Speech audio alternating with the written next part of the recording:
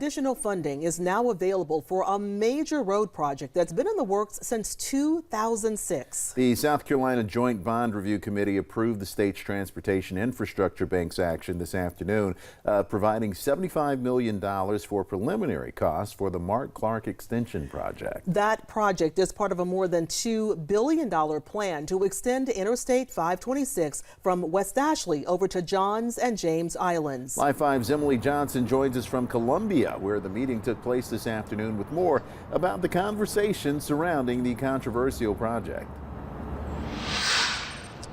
Yes, Ann and Rolf, well, the approval came with a stipulation to the original vote for $75 million, with committee members asking for full communication between the bank, state, and county, especially noting the upcoming 2024 Charleston County referendum. The county's plan for funding this project appears to be dependent on approval of a half-cent transportation sales tax by the county's constituency to be considered by referendum next fall. But public support for the referendum is not so clear. Charleston County approved the funding last January despite conflicting opinions and arguments on the millions of dollars that have been put into the project over the last decade. But the county approved the funding after removing the project from a list on the 2016 ballot, with the committee funding to the project without the voters' approval.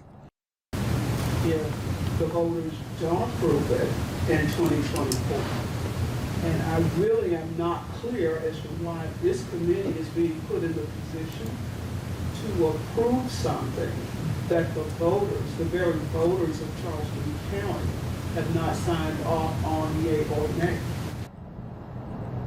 The project was originally set to cost $420 million back in 2008, but with costs continuing to rise over the years. South Carolina's Department of Transportation Secretary Christy Hall said in today's meeting that the longer the project is delayed, the more expensive the project will cost. This is the best case scenario I see for our bank.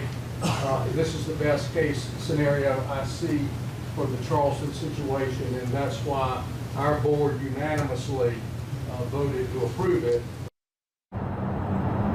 Hall says if the referendum is passed and everything goes according to plan, phase 1 of the project should be completed by the end of this decade. We will also hear more from the committee and one Charleston voter about his concerns tonight at 6 o'clock. Reporting live in Columbia, Emily Johnson, Live 5 News.